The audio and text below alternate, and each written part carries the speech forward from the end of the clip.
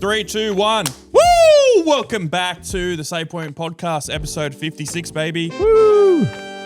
We here and we ready for some. Not Not that for one. that, We're please, ready not for some of that because we're like, huh? We got something crazy to this week. Get ready, Ghost of Yotei, baby. Close enough. We're here to talk about Ghost of Yotei. Me and Ben, the real gamers, played it. Absolutely. Brock was like, nah, give me Kirby Air Riders. The only people in the room with the PS5 are the ones playing it. Imagine that. Imagine not having a PS5 and it's 2025. Imagine not having a current gen console. What are you talking Oh, about? I've got my Switch too. Oh, that's not a console, it's a handheld. I've got Xbox Series X, I've got the Switch 2. you got Computer's an not a Xbox. console, so it doesn't count at all. Get a PlayStation. I had a PlayStation. You had a 2. PlayStation 4. Yeah, and it blew up. Still need to replace it. Okay, well, replace it with a PS5. They're like $500 at the moment. There's absolutely no excuse. There is. I'm saving up for other stuff. What? Oh, MetaQuest for one. God. He's not even going to go to the MetaQuest event thing that we're doing on Saturday as well. No, ridiculous. Idiot. Oh, that's right. That's this week, isn't it? Yep. Oh, Bright and early on Saturday, we're going to go. We've got an exclusive MetaQuest event that we're going to. We've been invited. Yeah, God, yeah. Hopefully they show us something cool. Yeah, we definitely don't have to do it because it's a part of our work. Compulsory pain. Compulsory. All right. But we have Ghost of Yotei came out this week. Ben, say something so it actually switched to you. Yeah, Ghost of Yotei's out. It's pretty epic. It makes very good use of the PlayStation graphics and its ability to... Whoa. That was loud. Yeah, it's good. I've seen a few comparisons between how Death Stranding loads in and Yeah, this Ghost game loads loads in really fast. yeah, the fast travel is also pretty instant, which is a good surprise. Yes. And that there is fast travel and it's into most locations. Anything with a little bit of interest that you could go to, you can fast travel to, and it's so convenient. So good. Quickly, just before we go any further, we'll wrap this up on the way back. This, I think, so far is going to be Game of the Year. You reckon? Yes. Yeah, it's tricky though because it's only on PlayStation, which is usually a... Astrobot won last year. Yeah, but they gave that away for free with... Oh no, that was the Playroom. I would like to see it be Game of the Year, but you've also got like Exhibition 66 and a bunch of other games. 33. Same thing. I haven't played it. For that. Yeah, that's the closest thing I think is going to be a contender. I'd say for sure it's going to be a nominee. I don't know if it's going to win. Well, I haven't played it. What so. other contenders are there this year? It's Expedition 33, Hollow Yeah, Knight. we got Hollow Knight, Silk Song. We've got Ghost of Yotei. I don't think Silent Hill F will get nominated. I don't think It's so. not popular enough. It might, but it won't win. Dying Light won't get nominated. No. COD and Battlefield won't. No, there's the multiplayer awards for that sort of stuff anyway. Yeah. Exactly. But this game, Ghost of Yotei is really good. Yeah. I took notes. You probably didn't because you're a slacker. No, I did think of taking notes, but I was playing it. I thought of taking notes and then I didn't. So I. No, he just sent me screenshots instead. Yeah. They were very pretty screenshots. Yeah. I've taken that photo mode is getting abused. Yeah, I use it all the time. It is a gorgeous looking game, I will say. Yeah, so that's one thing I have been seeing people comparing Ghost of Yotei to Ghost of Tsushima. I mean, like, it doesn't look any different. It 100% does. Yeah. It just straight up does. It's the same art style, so I think that's why people are like, oh, this looks the same. Yeah. So, They're not actually. did you ever looking at play them different. Ghost of Tsushima? I haven't played either of them. No. Okay, so in the first game, there was a really iconic moment right at the start when you're riding on your horse and it has, like, not even title crawl, but it's like the title pops up. Yep. And it letterboxes when you're running through a field and it's really cinematic and it looks beautiful. That moment's really impactful and memorable from that game. That is every single time you ride a horse now. Yeah. It I did notice always looks super pretty every single time. Yeah, because Ben was showing me some stuff on it just before we started recording, and yeah, I noticed that every time he jumped on the horse. I don't remember it letterboxing, but it definitely It does when you the start camera actually definitely- galloping. It letterboxes down. It's not as extreme as it is in Tsushima at the start, but like it's obviously got the top and bottom letterbox, and it makes it feel like you're actually doing something more than just getting from one destination to another. When I don't remember, I replayed Tsushima like maybe about 12 months ago. I don't remember when you rode the horse normally. Did it letterbox at all? No, I don't think so. I didn't think it did. I could be wrong, but I don't think it does. That adds so much. Just that little thing. HUD disappears. It's just you on the horse and it's hectic. It's really, really good. Can you turn that off? Probably, but I would not. Like, not for a second. I'm of want two to. minds about that. I do think it looks great.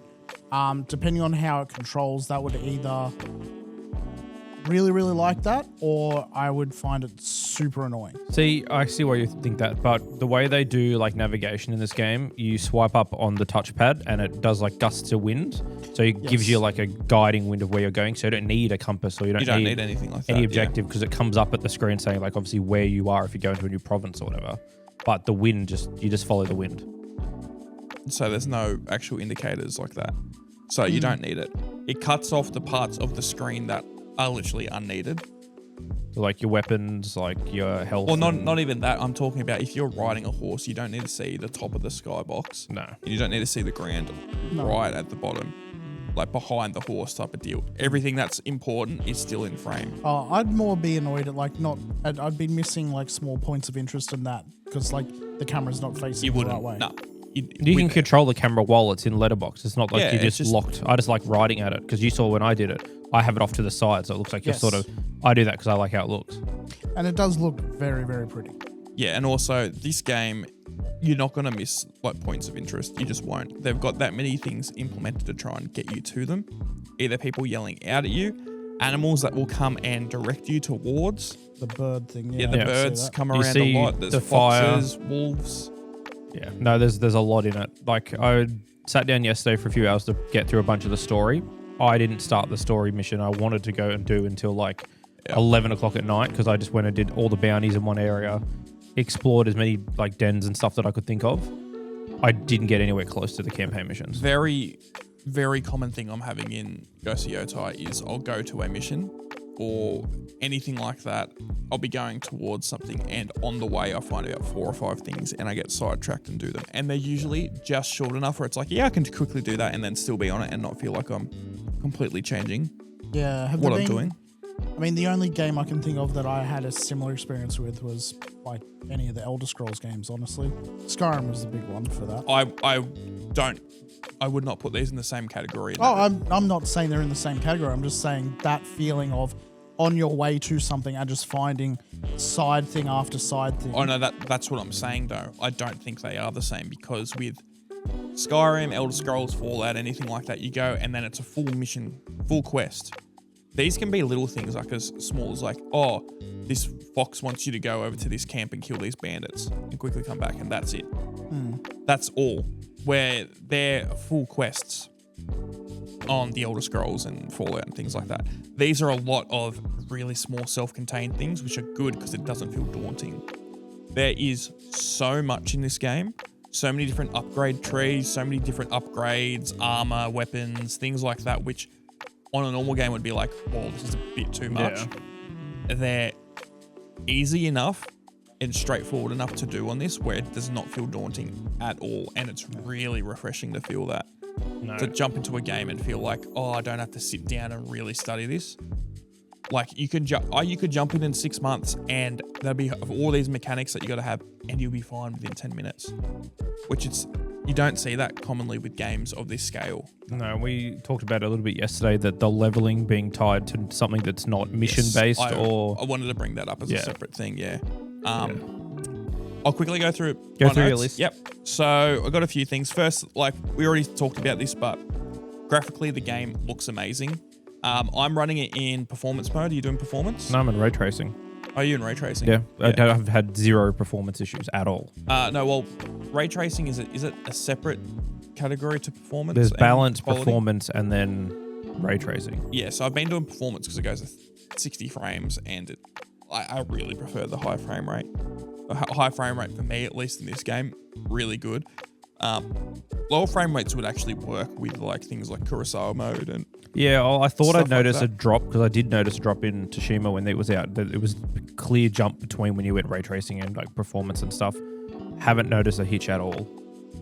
I'll have to look, because I mean, like quality wise at least, because Lizard was playing last night, she had it on quality, and then I went to performance and she was like, oh, this is completely different. Yeah, I haven't. She didn't say that. I was like, it feels so much different. Yeah. It's definitely doubling the frame rate type of deal. But the game looks amazing, even in performance. I would love to get this on a PC.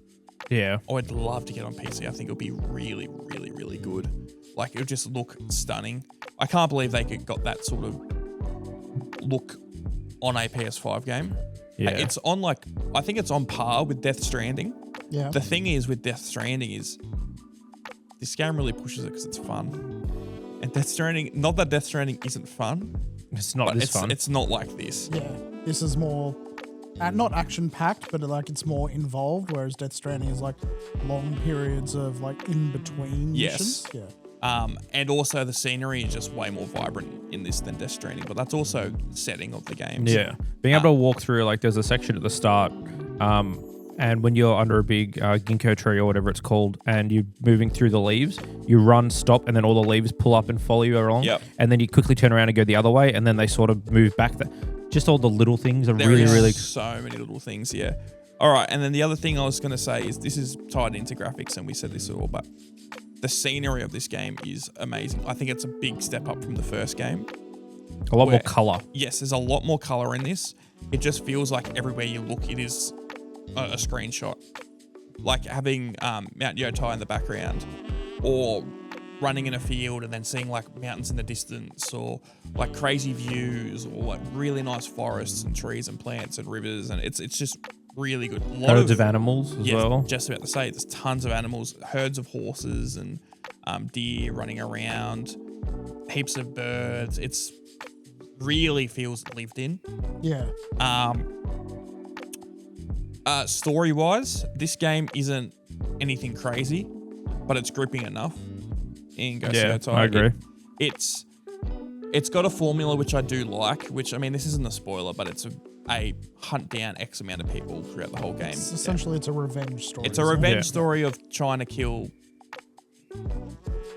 six, the Yotei 6, which are these group of mercenary assassin samurai guys or whatever, and you got to try and hunt them down throughout the game. And so far it's been good. It's not it's enough where I want to keep doing it, but it's nothing mind-blowing, but that might come later.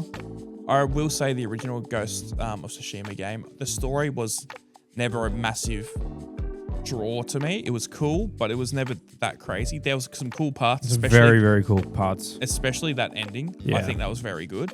There might be some stuff like that in this game, but I'm just not too sure. I haven't got that far story-wise yet. It's very hard to get that far story-wise because you go, the objective is over that way. Let's go there. And by the time you finally get to that objective, it's 6 hours later and you've gone through 4 different shrines, 3 different bases, trying to hunt. You've got new gear, got new armor. It is very easy to get sidetracked, and feel like it's not tedious sidetracking either. Yes, that's the big thing. There's nothing in this game so far that has made me feel like it's annoying to do something. And then that gets to this next thing that Ben and I were talking about last night. In Ghost of Yotei, there is no XP. There's no leveling. To upgrade all of your stuff, it is either finding stuff, so finding a shrine where you can unlock to level up an ability or XYZ, or it will be finding a charm that you can equip, and then doing X amount of block 10 enemies, it will upgrade that to a level 2 charm, and then you can upgrade to a level 3, be assassinate X amount of people, and it's hitting a certain amount of things just through playthrough or focusing on it. That's cool. It is super refreshing. Yeah, you can literally super beat the refreshing. game without upgrading anything if you really wanted to. It'd be a struggle, but you'd be able to do the whole thing with the base gear, which some will try and speedrun it straight away. Oh, more than likely. It'd be good, but if you can just avoid getting sidetracked, would be the big thing. I just love that there's no... I love XP in games, and I love upgrading and things like that. It is so nice to just, if I want, I've got 6 of these shrines that I can go to quickly upgrade, unlock 6 things. Yeah, and I can it doesn't quickly do feel that. like a grind just because you're quickly accomplishing it. No, and I'm not sure, I don't know how it works with the leveling with enemies, but there's definitely been some areas where I've noticed they're not getting harder, but their weapons have changed.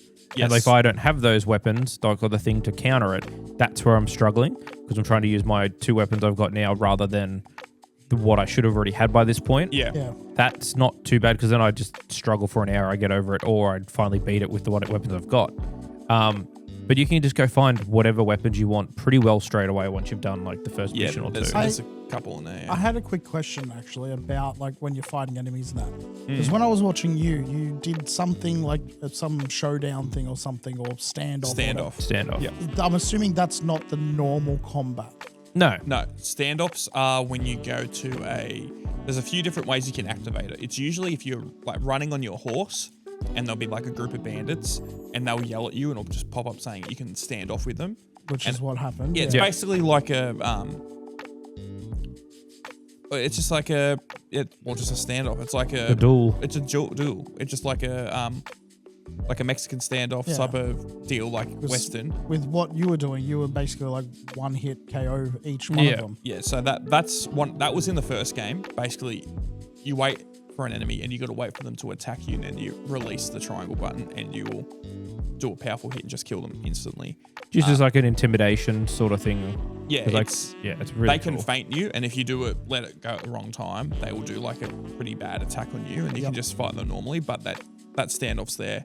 This was in the first game. They've also got in this one where you can do the standoff, hit them, and then with an upgrade, another enemy will run at you, and you can just quickly do a one shot on them, and it's got like I think you can do up to like 3 people, or 4, or whatever it was in the first game. I think it was like 3 or 4. And like sometimes the group of enemies are only 5 people. So you get through 4 of them in 4 attacks. You're like, awesome, you get all this, you get all their rewards, kill the last guy and it's over. Yeah. So that was in the first game. This isn't on my list, but one thing I have noticed is that nearly everything from the first game, they've just improved upon it. Literally just in little small ways. Yep, I agree. I feel like nothing they've removed completely. It's not that I can think of yet.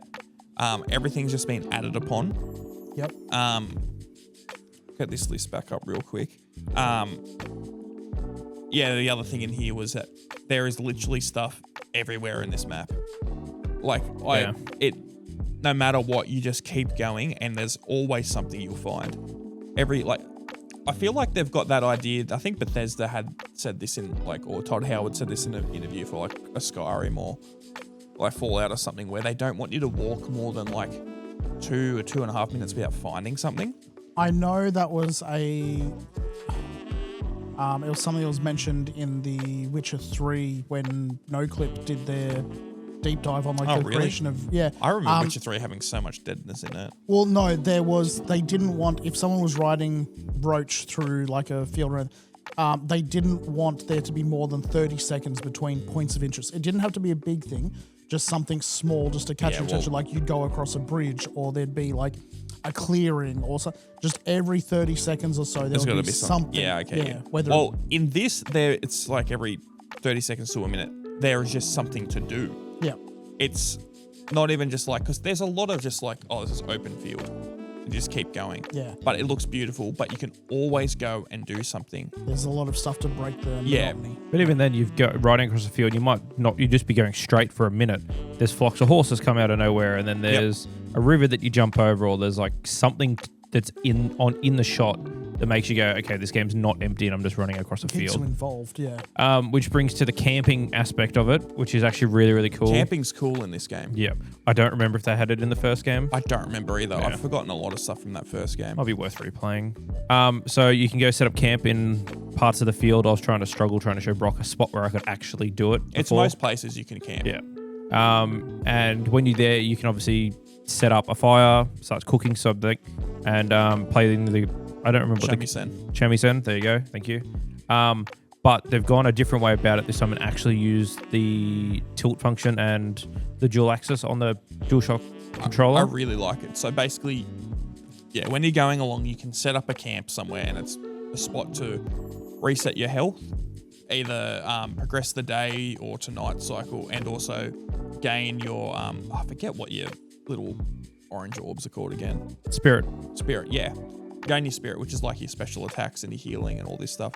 When you sit down, so it will set up a fire, and what you have to do is, like Ben was saying, on the DualShock, on the swipe pad, it will have some like kindling. Yeah, that's what I and tried. you've got to flick up on the controller to spark your flint and steel on it. Yep. And then you got to press R2 to blow on the flames to try and get them up. It's a little mini game. They feel really good. Yeah. They're fun. The cooking's very cool. Actually being able to move the controller side to side. Yep. And then flipping it and then moving it up and down and then it's ready to The eat. problem with that is, it's what I said to you, was the first 3 to 4 times, it's cool. You'd go through it every single time. You would get to a point, I fear, where you are just going to you are going to skip it every single time. I have not got to that point yet, and I'm 11 hours in. I did last night. I skipped it last night because I was, after finally beating wherever it was, I was like, okay, I don't want to sit down and have to cook this fish. Yeah. Skipped it. The next time I went to do it, which is when I was showing Brock, it wasn't there. The cooking thing, you just cooked it, screen went black, came back on. You've got your little power up thing for it. There's a thing in the settings, you just turn it back on to either make it shorter or that, and they go, it can be turned on for the first few things, and then obviously they can turn it off. I just switched it straight back on. So I've seen a couple of games where like the more interactive parts like that, particularly if they're like to create consumables or whatever, if you do it the manual way, the consumables are a little bit better.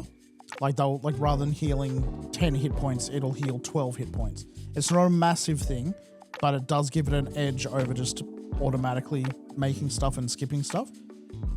I haven't. Is there any difference between skipping it and doing it Well, manually? the only one I skipped was last night, and it was like 1 a.m, so I didn't bother to do it. It depends on what you're cooking, because certain things they'll give you random. Like daily perks. That It'll be a random perk.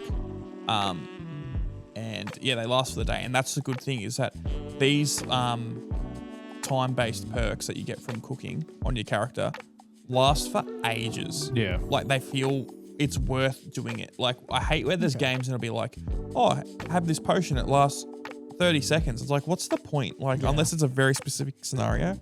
Like, you go through like a not Fallout, but more like Elder Scrolls or something like that, and by the time you get to where it's actually like, going to make a difference, it not even runs that. out. It's just that my inventory just be full of all these random, like, frost resistance, shock resistance, like all this random stuff. And it's like, unless I'm going against a boss, I'm never going to touch it. But usually I'll just have all this stuff stockpiled because I'll forget about it. So once a week, you drink everything in your Skyrim inventory just to make sure you clear it out. If it's the potions, you sell them all. The ingredients you eat, because it at least boosts the skill stat, whichever one it is. Which, in like finding materials and that in this game, I thought was going to be a lot harder than it was. They're literally everywhere. Yeah. And the ability, the fact that you can pick them up while you're on the horse without having to get off the horse. I did notice that. That looks... Well, there's also a charm you can get, which will, like, it's just a minor amount of time, at least on level 1, it will automatically pick up stuff. Yeah. Which is cool. And then you can upgrade that and it'll be like major, and then like majority of the time we'll just pick it up. Which I honestly wish it was that fast in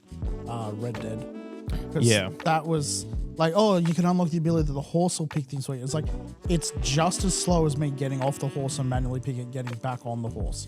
Yeah. I have seen a lot of comparison between Red Dead 2 and this game online, purely out of the fact that they're like, oh, Red Dead did horses really good as well. And I was like, they did. And props to Rockstar for making a game run that smooth, that's that large with the amount of content that's in there. Yep. Really good. This horse riding's better. Yeah, and you can't do as much on the horse. They're different. But yeah. It feels so much smoother. And yes, people still say Red Dead looks amazing. It does. Again, that game came out for the PS4 and now it's on PC, that sort of thing. 2018, I'm pretty sure. Looks fantastic for the time. This game looks really, really good as well. Yeah. So people are just trying to compare apples and oranges for no reason. Oh, people just want to be enraged about anything. Because, the horse riding is very fun. It is good. The last thing I have on this list, but I only quickly did this morning, there's so much more to talk about, is the combat in Ghost of Yotei is really, really fun.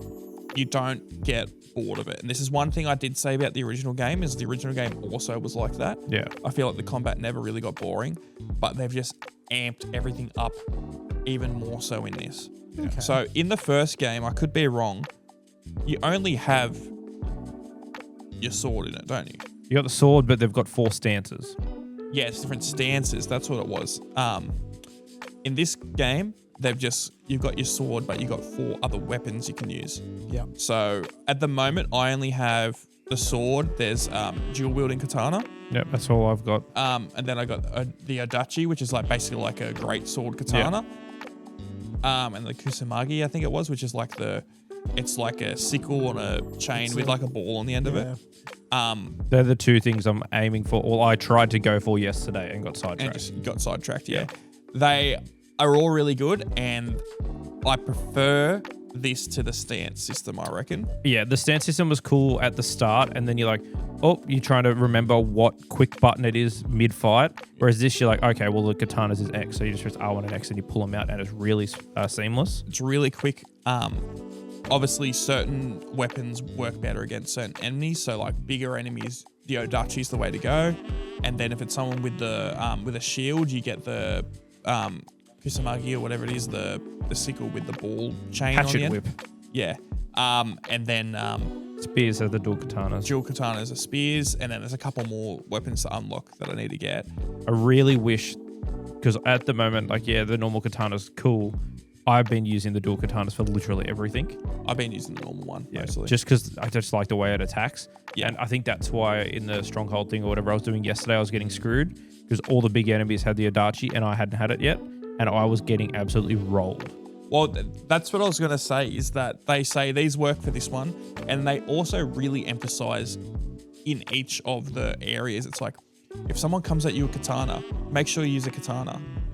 And then they're like, okay, so now if someone's coming at you with katana, what weapon will you use? And you got to pull out your katana. It's like, okay, if someone's coming at you if someone's a foot higher than you, what one do you use? And you pull out the Adachi, like, okay, you're good to go. That's actually bullshit. There's obviously parts where I use the general samurai sword 90% of the time, but especially with that Adachi that I've got, that just plows through people. Yeah. I highly recommend getting it. It's slow, but it's actually, there's points where it's fast, and I was like, fuck, is this just because it's in the first tutorial mission that it's really good? No, you like 3 hits and they're down. Yeah. It'll break stamina like really quick. Yeah, trying to defeat the Adachi guys with the normal katana and the dual yesterday, there was multiple times where I'm like, I'm just spamming R2 and stun locking them and they're doing no damage. Yeah. Because they're all heavily armored and they're massive. Yeah, no, it's... The combat I cannot fault at all in this game. Stealth's really cool as well. The stealth is good. They've added a lot more features to the stealth. And I like that you're not forced into... I felt like there were parts of the first game where it was like, you have to do stealth here because you get attacked or spotted, you're gone. Yeah. In this one, you're not forced into any which direction. At least so far, I haven't seen that. No, I haven't have that seen later. it either. Yeah, but okay. But it's good because you go, oh, I accidentally pressed the wrong button. I'm just going to kill everyone now. They'll run at you. Yep, and you can just kill them. Yeah. And this game is unforgiving for having a certain amount of enemies on the screen. If there is 20 enemies there and you alert them all, they will all run at you and there'll be 20 people on you. Yeah, okay. I did take a photo last night where I alerted it and I'm like, there's 14 people in front of me here. I can't do anything. And there's 3 archers at the back line. I'm like, yep. You just got to cop it on the chin. There is ways around it. The upgrades in this game are all really good. There's barely anywhere I'm like, oh, I'm never going to use that. There's a few that are a bit like, I'm not going to use that as much, but then like the next upgrade will be something really good on the tree. There is, if you count all the upgrade trees, it's like fucking 12 or something that you can do. And then there's also the wolf that you can upgrade. Yeah. So you've got like a wolf companion that just appears sometimes randomly. Yeah. One of the cool things is, I didn't know this till a few hours into the game. I got killed, and when you get killed, they do like an animation where like the enemy will come over and like you'll be knocked on the ground, they'll like stab you or something. Guy knocks me on the ground, he gets his sword and he's about to stab me, and then this wolf just comes out of nowhere and fucking tackles him and starts mauling him, and then you get back up. So this wolf companion can save you from death. Okay. There's a couple of ways. There's a lot of really cool little interactions you can have with them, which a lot of them go through when you level up that tree. Yeah, but I mean, I was also going to say there's a couple of ways in Ghost of Yotei where you can, when you die, come back. So if you got this spirit gauge, if you got enough of them there and you've unlocked it, you can consume some of that spirit gauge to then be revived when you die. You need to have that available. Generally, if you're going to die, you probably don't have any of it left. It depends. But you can use that to get revived. This wolf can come and attack, and get them as well. I think there's something else in there. I think there's also, I think one of the charms automatically will revive you if you die, if you have enough spirit gauge. Yeah, it's got to be all but full, I'm pretty sure. Oh, this one's like, it's got to use as a third. Yeah. Of whatever your full amount was. But, really good combat. I just can't fault it at all. What my thoughts on Ghost of Yotei was, before I started playing it, I was like, okay, I wasn't really pumped for it. I really enjoyed the first game, but I was like, I'm not super fussed. Changed my tune. I really like it. Ghost of Yotei reminds me of Halo 2. And the reason it reminds me of Halo 2, it is just Halo 1, but everything is improved. Oh, okay. Literally everything is improved. The feeling you got while playing it. Yes. Where it's just like, okay, this is the first game, and I think it's going to be fondly remembered, because I don't think that I can think of, is there anything that the first game did better than this one? Maybe story? The opening sequence for the story, because that whole first part of Ghost of Tsushima is hectic. Yeah, like on the beach. Yep, that is definitely cool. didn't hit as much at the start of this one, because it was a lot quicker. Yep. And they kind of forced the tutorial in there not as well as they did in Ghost of Tsushima. If the ending holds up as good as the first game did, sweet. Yep. I'll be very, very happy. I did my second big story mission yesterday. It's still entertaining me enough, but I'm more excited to just go out there and look for shit. Yeah, but I will. For $80 or whatever, $89 or whatever, I've already had my money's worth. Oh, same. 100% same. I do think, at least where I'm up to so far in Ghost of Yotei, the story in Ghost of Tsushima is better, but this is consistently better throughout the whole game. Tsushima had a lot of high points. It also had a lot of low points, like, you got to go save this person at some random, faction hideout, and then you got to do this little thing and this thing, and then there's a couple of really high points. It's like, this is really cool. Yeah. Like dealing with the Mongol Lord and then your uncle and things like that. But then this game, it just feels like the whole way through so far has been good, because they've littered the whole game. They've set it up from the start. Hey, you've got to hunt down these 6 guys, and in the tutorial you get one, but littering all those big points throughout the game, so there's at least 5 or 4 more big points that you've got to get through. Yeah. 2, I think it's just way better spaced out, at least. And even when you're doing little side stuff, like you go and help these farmers or whatever, or you kill a group of enemies on the road, and then you leave the last one alive, and you get little information bits about the rest of the Yotei 6. Yep. So it's like, hey, this is still what you've got to do. He's hiding out over near this village, behind the river. You do 3 or 4 little interactions, and they go, yeah, I heard he's in this inn, or they just kind of push you with a little bit more hints to be like, hurry up and go do something now. Yeah. But you're not go do this mission now, you're locked out of doing anything else. It kind of breaks it up a little bit, and it's like, oh yeah, I should go do that actually. And then you can change who you want hints about depending on what objective you've got selected. Yeah, you get to choose. Tell me about the Kisane, or tell me about the Oni. Yeah. But one thing I've really, really liked in this game, little quality of life thing, is how you track your missions. So basically you go onto the world map, and it's got the whole world map there.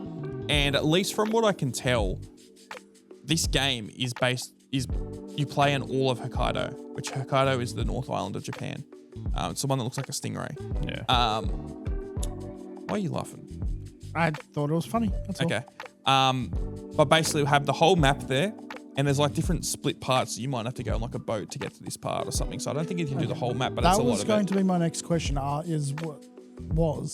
Is there any areas of the map that are sort of locked behind progress? I think, but I don't think it's that hard. The map is massive. It's fucking massive in this game. Does it look big? And then you go, oh, I need to ride over there, and you're on the horse for 3 minutes. You go, cool, where am I? And you're like, I'm not even halfway to where I need to go. The map, I think there's probably going to be areas that are locked out, because when you go to the cartographer and buy little shrine things like paintings, you have to match them on the map themselves with location details. So it's that's cool. You got to find where it is, and you go, oh, there's a little corner here. Oh, yep, that's that mount. So stick it there. Just to give a bit more context, so on your main map, you go to this cartographer guy that Ben was talking about, and he'd be like, hey, I found this shrine. and he'll give you a little part of the map. Yeah.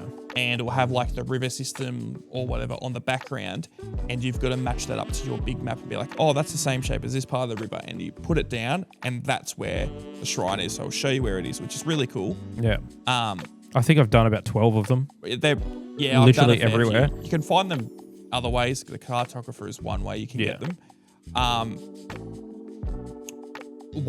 Going back to what I was saying is how you manage the missions in this game is sick. So you go onto the main map, and on the bottom left, there's a bunch of, they look like Hanafuda cards, which are basically just like playing cards, essentially. And you can flick up and down, and it will go between like main missions and then like bounties, and then like all these different types of mission categories, and you click left and right, and it'll just have a picture, and it'll be like, oh, find this guy, and it will just say what the reward for the quest is and where to go.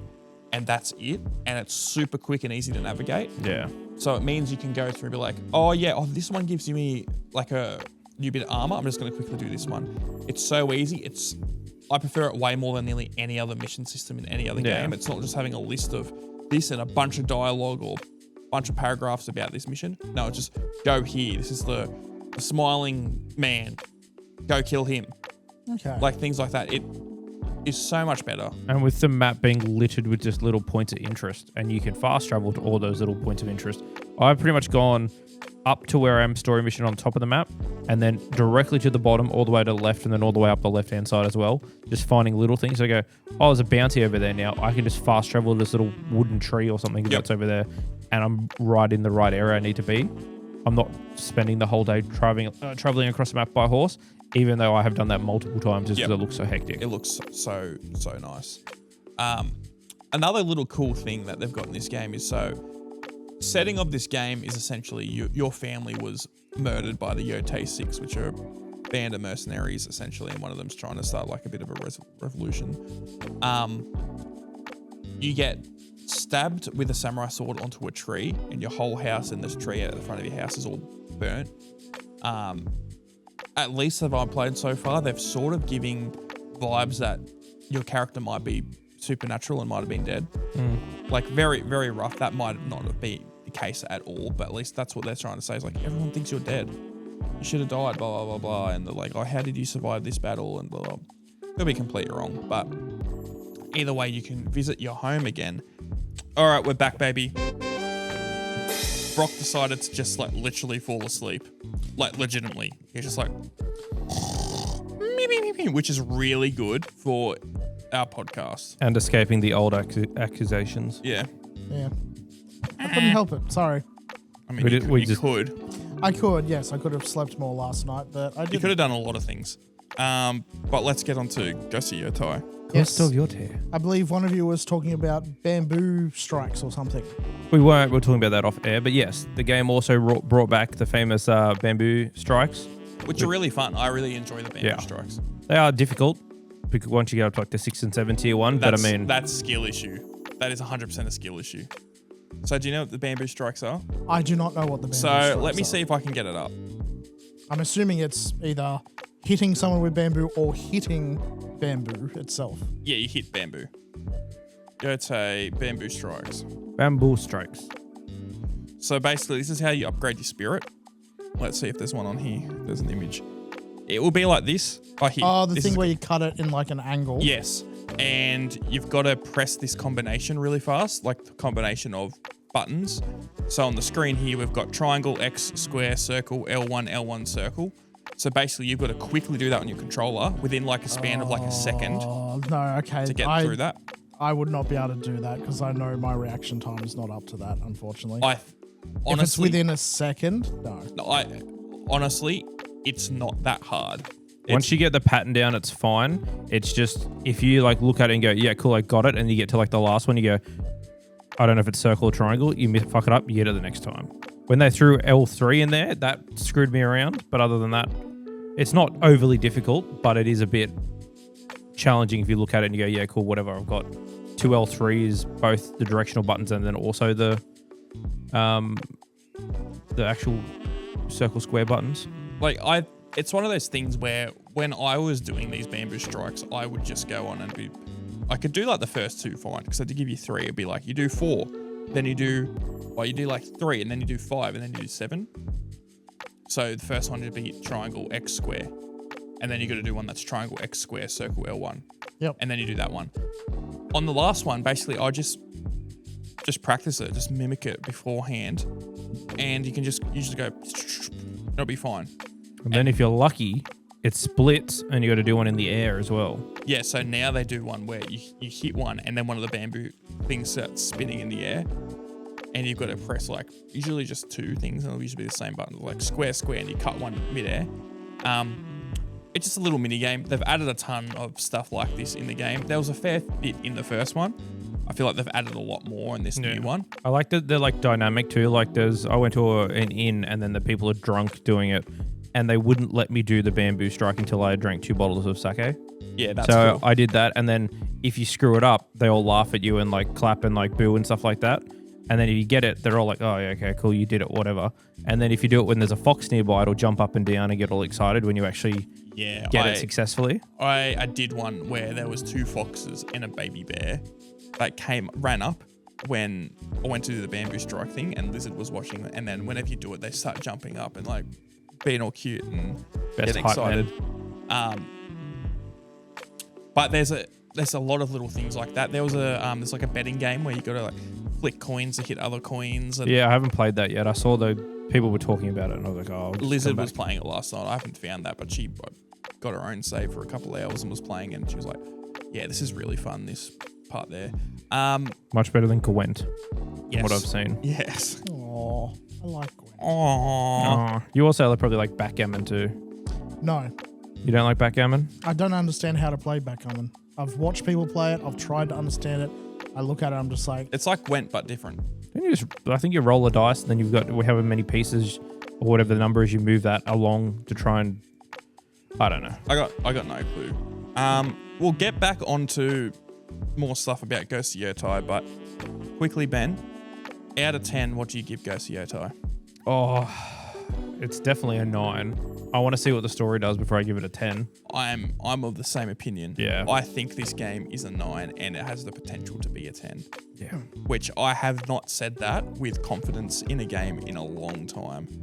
I'm really impressed by it. It's just done everything right so far. It's everything a PS5 game should be in 2025. It looks good. It handles well. I've had absolutely no bugs or crashes. Neither. It just everything works exactly how it's supposed to straight out of the box. And I don't know why we don't have more games that are like this now. Actually, so I think Ghost of Yotei 9 and possibly 10. But one thing I did want to talk about, and this was a lot of controversy of the game coming before it came out, was that the main character of this game is a female. Yep. And people were flipping out about it. And I won't lie, I was like a bit like, oh, this is a bit weird for like this era to be playing as like a female Ronin type of deal, mercenary, whatever. I have not had a single problem playing this game. No. It just fits and it works completely fine. Like there's a lot of people online who haven't played it who are like trying to champion that it's terrible because of that. I have not had a problem with it at all yet. No, it's such a minor thing to get so up in arms about as well. Yeah. And when you dispute all their points about there not being characters not written good or the story's bad, blah, blah, they go, well, she's a woman, she shouldn't be a samurai anyway. It's like, awesome. You definitely didn't play the first game, and how that whole story is about being more than a samurai and not actually being a samurai. Yeah. Learning the ghost way. You actually aren't a samurai. Correct, because you're a woman. Yeah, well, not even that. Not even that. You're like a Ronin. Like, I mean, like, the samurai is under a lord, and in this game you aren't. In the first game you were. And then, like Ben was saying, there's a lot of pushing boundaries in that, and it's a lot of things you do in that game where you're like, okay, you're not technically not a samurai anymore because you broke these rules, essentially. But in this one, no point. Is it said that you are a samurai? Mm-hmm. You're the daughter of a swordsmith. Hence why you have sword. Yep, and why you know how to upgrade it and then how to use it.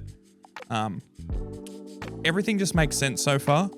The dialogue in this game is fairly good. Yeah. I don't mind it. Some funny lines. There's some funny ones in there. Yeah, there's nothing that's been like cringy or like weird. all the NPC, like other characters and like your vendors and stuff, I thought were going to be a lot more annoying. They're all pretty well written. Yeah. Like they're not just popping up and asking you to do stupid stuff. They're all like, it feels like it's needed.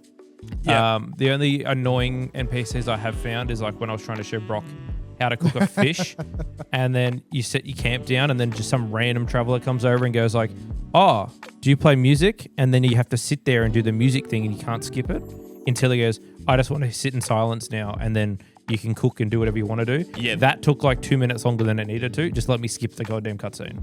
True. That has only happened to me once, and I've made that many camps. That was the first time it's happened to me since. Well, it looks like that the was first teaching you some sort of song. Yeah, it was. Well. Is that it the was one learning where a new song? Yeah, well, I think that's to open up to learn new songs. Yeah. I think that's a one-time thing, which is cool because you can play the shamisen anywhere.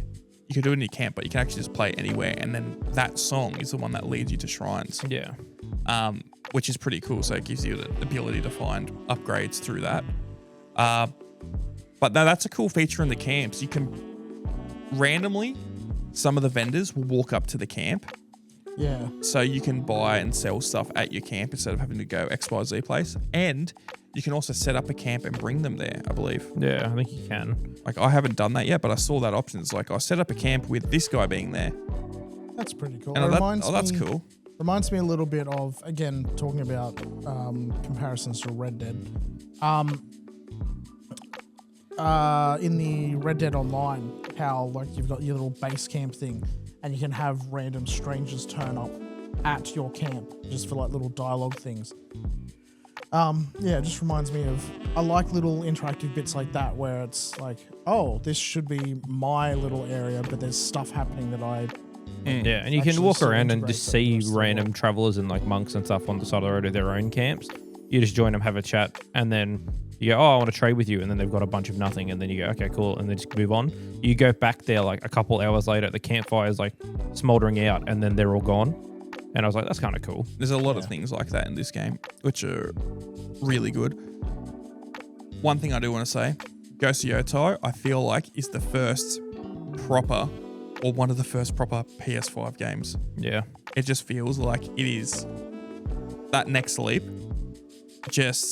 And not all of it is graphics or anything like that. Just everything just feels so polished, so good. It's complete. It is complete. It feels like it took 5 years to make, which it did. Yeah, it's what you said just before. It's what you would expect a game to be in 2025. Yeah, especially because the console's now, 6 years old? Getting close to it. There's not that many games that you can be like, okay, cool, they released this and it was completely finished. Death Stranding being the other one. Yep. Nothing else comes to mind at the moment I can think of. Yeah. Nothing like massively story-wise, at least. There's been a few multiplayer titles. This is a must-buy for the PS5. Yeah. I think you're doing yourself a disservice. I asked Lizard last night. I was filming yesterday for a few hours and I just left her to go play it on a new save because she'd been watching me, but she missed the first few hours. So I was like, oh, you go play and then you can learn it. I asked her and she's like, I'm having a lot of fun with this. And I was like, what do you think you rate this? And she's like, I think it's honestly a 10. She couldn't find a problem with it. I think that's just because... Not full-fledged gamer. Oh, hasn't played the first one. Yeah. Doesn't know the comparativeness to like story-wise, but it's a great game. Like it's really, really good. I'm really interested to see where it goes. I will be playing a lot of this. Yeah. Like, I mean, I've done one other story mission, I think, other than the first like tutorial snake mission. There's so much to do. Like, I heard the story... I follow a guy that does like the trophy hunting stuff, and he said like the story is like 30 hours to complete the game. 100% is like, and the whole map like discovered is going to be about 100 hours. I would not be surprised at all. So I mean, I think you can platinum it in about 40 to 60 if you kind of go ballistic with it. But yeah, I agree. I'll be playing this a lot. Yeah, I'm just waiting for some really good DLC or something for it because I never played the DLC for the first game. Well, they added an extra island. They or something, did. I didn't play. I've got the DLC for it. I never think I finished did it as well. Well, they've also got the first launch thing afterwards is going to be the Legends again. Is that the multiplayer thing? Yeah, the 4-player co-op where you all have different, you're like spirits or Oni or something like that, and you've got your own ability. So like one's an archer, one's got different swords, one's like stealth, and you go do waves of enemies, and then there's like a boss thing. That's cool. I hope they change it up a little bit because it got so boring so quick. Okay, But it was a free add-on for a good game, so I mean... Yeah, I never played that in the first game, but I was like, that's a really cool idea that they did that. Because it all handled the same, like the mechanics were exactly the same. It's just like you had certain abilities because you were all legend sort of stuff and went from there. I just want to give a quick applause to Sucker Punch. So they've done a great job on this game. Haven't made a bad game. Literally, I was just about to think. Sucker Punch has made 3 series that I know of. I don't know what they made before that. All of them are good. So they made the Sly Cooper series, they made the Infamous series, and now they've made, the Ghost of Tsushima / Yotei series, which amazing games. I actually don't know if they've made anything else. Infamous is one of those games that I want to go back and play properly because I never got to play the first one. I have the second one. Oh, no, sorry, not the second one. I've got, actually, no, Second Son, was that the... That's the third game. Yeah. I don't actually I know think that made like too there was much a lot else. of comparisons between them and Prototype because they were out at roughly the Yeah, same similar. time. Very similar vibe. Yeah. I think Prototype definitely led. Once you got like a Prototype 2 was very different to the other games. Yes. Prototype was the one that I chose that over Infamous, and my mate Brendan, he chose well, he had a PlayStation at the time so he could play both, but yeah, I think between the two of them I know that Infamous is definitely the one that most people talk about in a better light. It got tied with the PlayStation, really, obviously because it's PS title, but I remember when the PS4 came out, it was like, I think you got First Light for free or whatever it was. Like there was something with that. First Light was one of the first free like PSN plus games of the PS4. I remember having that, and I think I got Second Son at some point. I remember having the disc for it in the yellow case, and I was like, Second Son still looks really good, and that game came out 11 years ago now. Yeah. That was like one of the first PlayStation games. I think the first PlayStation game that I platinumed. Yeah. Really good game. I wasn't a massive fan of the characters. No. What was his name? Or Delson? It started with D. Who's in the first one? Who's the guy in the first game? Is that Delson? I thought it started with C. I thought it was like Carl or Connor or something. I don't know, but like the guy in Generic white name. the guy in the third game, I wasn't a massive fan of him as a character, and same with the chick in First Light. But the gameplay made you forget about that. Yes, sort it of was. stuff. It was very fun. Old mate in the first 2 Infamous games was really good. The Sly Cooper games were great. Goated. And Ghost of Tsushima and Yotei, I think, are a real big shift for the company, and they've done them in such a good way. It feels like the most accurate representation of like a samurai-esque, or just samurai in general in gaming, let alone some type of media, just ever. It just feels so accurate. Yeah, which at I'm least sure the that, little I know from the years of Japanese I I did. was about to say, now that you've said that, we'll probably get some commenter on there. Well, actually, That's fine. We'll just remove it. We don't remove comments, bro. But I think they've just taken notes from little aspects of everything of Japanese culture. Like the painting is really cool. Yep. I like finding the little shrines in that to paint at. That's nice. Just all the little mannerisms and stuff as well, with like the detail that they've put into things as well is next level. I'm fairly sure the cast is majority Japanese. Yeah. Really well done. Like they're playing their roles really well. Very well acted. I haven't tried it. Have you playing it in subbed or? I'm doing dubbed, just because this game is primarily made dub. Yeah. But I know the sub would be amazing. I think I'll do the sub when I want to do Kurosawa mode. Yeah. I know there was a lot of controversy with the main actress who plays Atsu, so the main character. I can't fault her performance at all. There might be separate things where I might not agree with what she's done outside of the game, which I don't know. I haven't really delved deep into that, but I just know there's been a lot of controversy there. But at least her performance in the game has been great. it's not like this is a little sort of standing adjacent to the game itself. The limited edition console and controller, what's your thought on those? Really cool. I don't I like the look of the controller. I like that it's textured and there's all different marks on the actual console itself. I don't want another white controller though. Yeah. I don't care. Because I know that the console like is, I can't remember the name of it, but it's like some traditional Japanese art form thing where you like take something that's broken, you piece it back together. Oh, with the gold. Yes. Yeah, which is, I love that as an idea, and it's definitely like given it a much more striking sort of aesthetic. It's because this game is finally fixing this broken console. I do have to wonder if each pattern on, like if I'm assuming it's just a mass-produced pattern, I don't think they'd be. Oh, change between one. No, it would be the exact same. No, that's a lot of effort, and I don't think Sony are going to go into that much effort for it. No, they're just, No, it's just a faceplate with texture. It's Mount Yotei. Yeah, but the style it's taking off is I can't remember the name of the actual art style, but it's where like they'll have pottery and that. Yeah, I know. We just went over that. I know what you mean, but yeah, no, it's looks cool, and it's just like it's part of the map. It looks like just showing parts. Okay, so yeah, they'll definitely be just mass produced. Yeah, I mean, like be flat panel and there's a bit of texture in it. Yeah, I'm not too fussed on it. This does feel like the first game where I'm like, oh, this could have been cool on like a PS5 Pro. Yeah, like my mate Brandon's got one. I don't know if what his mode he's playing it on, but I know that there's definitely different frame rate options for ray tracing. That if you are using the Pro, there's like 2 extra other settings for it. So I don't know how. I'd have to ask him. I'll just wait for the PC version because they released Tsushima on PC, didn't they? Yeah, yes. A year later, a year later, I think. Oh, hectic. I'll just wait for this on PC and play that on my 5090. Yeah. That will be hectic then. Is this a game you would say is, if you're going to buy a PlayStation for just one game, is this the game that would make you do it? If it's this really good, yeah. I don't know if I'd buy a console for it. Yeah. I think it's just, but that's just personal preference. A game can be a 10 out of 10 and I won't buy a console for it. It depends on my enjoyment with the game. I bought a PS3 for Metal Gear Solid 4 just for that game. That isn't a 10 out of 10 game.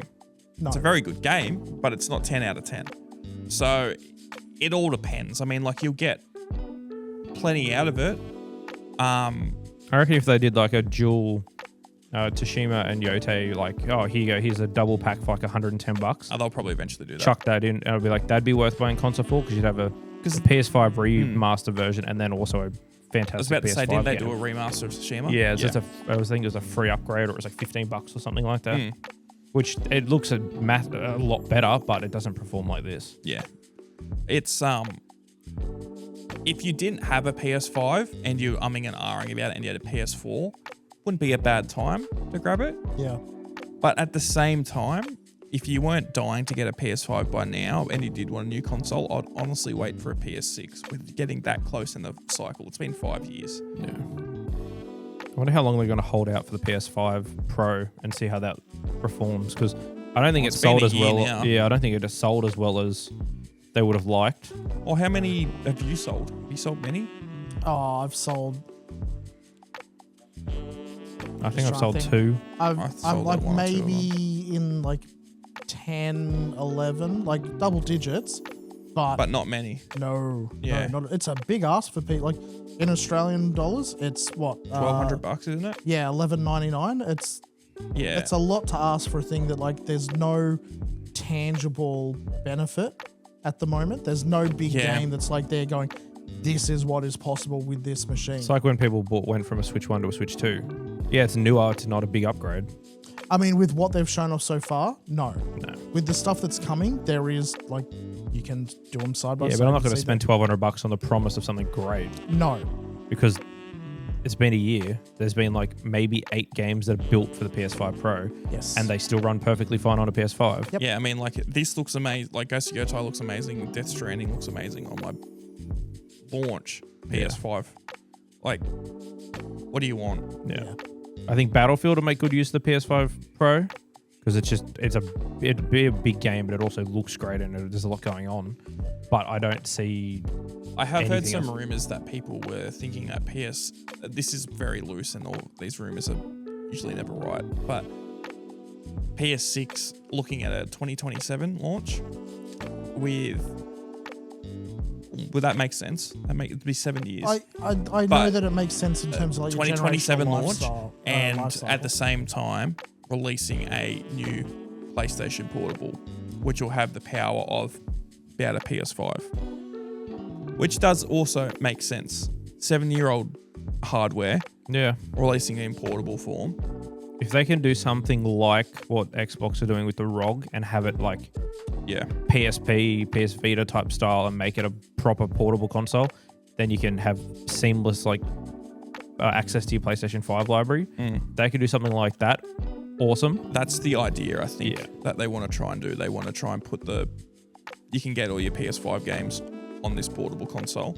It's a cool idea. I don't think they're going to do anything like that. I think at most they'll do like just a better version of the original portable, which the Portal. Sorry, I don't think they'll do a portable. I think they'll do another Portal. I don't think they will. I can't see them. That Portal was a letdown. People don't use it. Huge. People don't buy it. Why would they make a See, sequel to that? it makes so much more sense in a country that has consistently better internet. Yes, What I will That's say, not us. I've sold more Portals than I have PlayStation Pros. the Portals have been out longer. Yeah, And They're also like a tenth of the price. yes. Well, they're like $350 or something. $329. Oh, 30%. Even better. I mean, like, For the chance to do that. they're a cool idea, but Yeah. they're just not achievable here in Australia. That's And why I even feel in the States they're a bit how you going Which sometimes. I think we've we have mentioned talked about it. The fact that they updated it, because before it used to be they had to be on the same network yes, to use. now it can Once be- they brought that in, that it could be any network, that's when I saw a lot more uptick on Twitter, especially people like, oh, I'm going on a cross-country flight now. My Delta flight has Wi-Fi. He's sitting there playing Spider-Man on his Portal while his PlayStation back at home. That's really cool. Like, I'd love that ability. Doesn't work in our country, which sucks. But Yes. that's why I was really disappointed when we never got PlayStation Now. Because it's like, hey, you can play the PS1, 2, 3, and 4 games. It's just included with your Plus collection but our download speed wasn't quick enough. Which I to think we compare with that also sort of said stuff. that would like make it worth it is if there was like just a little bit of storage on there, a little bit better processor power, and you could just run PlayStation 1 or 2 games Oh, yeah. directly on it. I could see people spending $300 on that then. Yeah. If they could do that and be like, hey, here's your PS2 library. Pick whatever games you want, go for if it. they could literally have a portable PlayStation, so a new PSP, and this could be in a couple years from now, from the PS1 all up to the PS5, game over. That is insane. It's going to, I wouldn't say it's going to shake up the industry, but it's definitely going to be a massive win for them if they manage to do If that. they did, because their PlayStation isn't artsy-fartsy about their whole game collection like Nintendo is. Yeah. And Nintendo acts like bloody Disney with their Disney Vault, hiding games what I was going behind to say yeah, was in platforms and things like games, yes, but from a hardware standpoint, it's something you've said about Apple before, which is they don't like doing things the same way everyone else is doing. They have to have their own spin on it. Nintendo is exactly that with their hardware as well. They don't want to just do, we're doing the same thing the same way everyone else is. We want our own little spin on this particular hardware gimmick. That's all well and good. They've got to do it well, though. Yes. That's not happening. And it's a gimmick is not enough to usually sell a console. Hey, our The controller's Wii- detached. They had That's it really once. cool. Yeah, they had The it work Wii once, worked. and they've got it stuck in their mind. They need to do it like that from now on. The Wii worked because it was affordable and it was super easy to just pick up and use. You didn't have to explain to a novice like, hey, here's how you play this game. You just had to show them once and people got it. It's a good click. Thank you. Yeah. I just feel like Nintendo, but the problem we're saying here is it's game library, not even the hardware. If they didn't hide games behind your Nintendo subscription and I could just buy Mario 64, Yeah. or I could just buy, I don't know, Duck Hunt or some random games on the e-store and they weren't $1,000 like all the Nintendo games are Yes. on there. Like PlayStation's pretty good with that. They'll put up PS1 games for like $5-10. And I was about to say, the 3DS, you had the virtual console, the Wii had the virtual console, all that. But they were charging like Ridiculous prices. Pokemon Red, Blue, and Yellow when it hit the 3DS. It was like I have a feeling it was like $20 a game or something. It's like, these are games that are almost 20 years old, if not longer. I remember can't remember seeing the exact year they came. I think it back was out Mario again. 64 on the Wii Virtual Console, because it was the first console that had the Virtual Console, was the Wii. Yes. I could be wrong, but I feel like it was $30-$40. Yeah, that And this is sounds like, about right. This is like 2009 or 10 or something like that. Yeah. Because I bought, it was a game I used to have on Game Boy Advance. It was Golden Sun 2. I can't remember the subtitle for it. I bought it on the Wii U because I loved that game on the Game Boy Advance. It was about $25, $30 for a Game Boy Advance game, almost 15, however many years after it originally came out. I was like, I love this game. That's a steep ask though. Like, just release them for like $5 each. You would make money hand over fist. Yeah. And you don't have to put that much effort into it. Your console is backwards compatible with all of these. And for those that aren't, you've already shown that you're more than willing to rip off emulators, so fuck yeah. Well, if they released the Sly Cooper trilogy on the PlayStation Store, I would happily drop $60 on it. Yeah. They have released it on the Deluxe Collection for Plus, which is $200 a year. I play those games maybe once a month, if that. I'm spending $200 a year for something I don't use. I barely even use my PlayStation anymore for online gaming, which it's getting ridiculous. I can't just be like, hey, I'll pay you the base rate of $110 a year or whatever it is. I want these 3 games that are exclusive just for this tier. They're not worth another $110 a month, like a year. I shouldn't have to pay that. Yeah. If Nintendo really wanted, if they wanted to help their fans and make a lot of money, they could release all the old Pokemon games separately for $25, and that'd be the most profitable year in their history. Yeah. But they're not doing it because I don't know what their reasoning is. Well, Nintendo don't do that stuff deliberately because they don't want to release everything all at once, like all the Pokemon games, because they want to drip feed it for the next 10, 20 years to try and get more people in for random things. So like the big thing was, what was it when the Switch 2 got announced? They're like, okay, we're bringing the N64 games. The GameCube games. Yeah. Bringing GameCube games to I the think bloody there's Switch 2. 5 of them on there. No, there's only 4. There's Soul Calibur 2. There's F-Zero, whatever was on the GameCube. Yeah. Wind Waker, and something else, and I can't recall what the other one is, but I know there's 4 on there at the moment. And they just want to drip feed them because they want to try and slowly get people in. Because I think Nintendo knows that if they released let's just say the Switch 3 or something came out next week, and they released all the old Nintendo games on it, probably no one's going to buy the Switch 4. Or not no one, but way less people, because they're only going to rely on new Nintendo games, which a lot of the time is very hit or miss now. Yes. When Nintendo hits, they hit.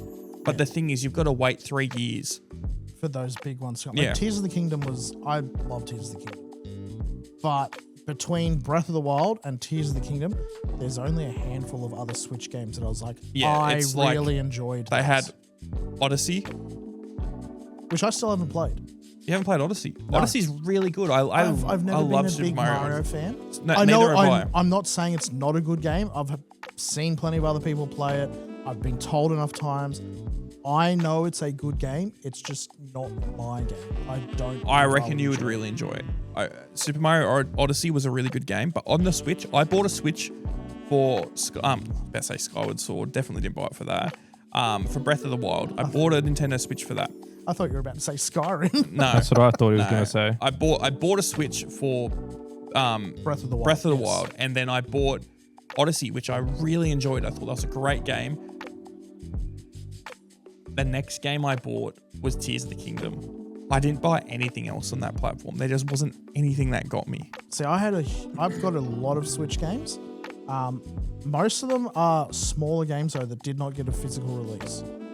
Like all the physical ones I've got just tucked away into the game case. I've got maybe say 15 physical games. All the others were digital ones that were like, cool, I enjoy playing this small game on the go. I'm going to get it on the Switch. I bought mine pre-owned for about $150. Shared out Kian.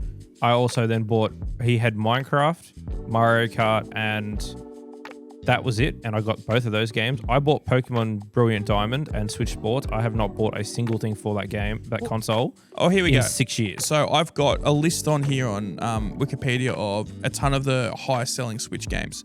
So number 1 is Mario Kart 8 Deluxe. Mario Kart 8 came out on the Wii U. Yes. This And was then they a repackaged re-release. it. Yeah. So that's not a good sign to start if that's your number 1. It was, I think, a day 1 game, wasn't it though? Yes. Yeah. Of course it was. The It's next already thing old at that was point.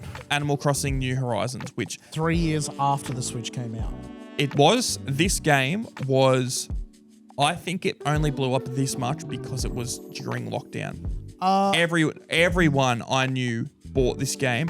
So many people bought Switches just for this game Yeah. who had yes, never touched yes it. and no. I That would literally say. was like a week before they shut everything as well. Yes, So. that's what I mean. I know so many people firsthand who don't play games who bought a Switch just for this game because of how big it was going on TikTok and social media. I'd say like 48 million it says there. I'd say a good, I mean, I'm going to split it easy numbers. I'd say 18 million of that, yes, bought it just because Yeah, no one else. yeah. 30 million though bought it because they were looking forward to the next Animal Crossing. When was the last one before this? Is that the That was- DS one? The 3DS, New Leaf or whatever it was. Yeah, I had the one on DS and it was cool, but goddamn, I hated those little animals. I tend to say maybe not, Brock, because I think you're overestimating how popular Animal Crossing was prior to this game. Look at the genre and then look at what time of our decade it was in. Social simulation in a time when we were locked inside for like 12 months.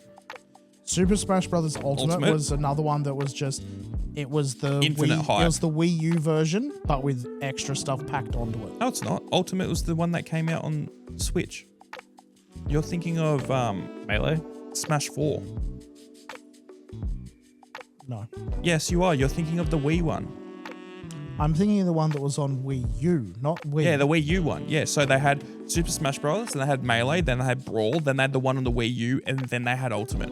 That's the 5th one. Yes, I have all of them. Yeah, It's just the one that was on the Wii U, but with isn't- more stuff packed into it. It's a different game. Brock, They're all- this is a different game. What are you They're talking all about? the Smash. Cool. Who's the one who's played it? Me, the I one who own owns it. all of them? I own that. It's a different game.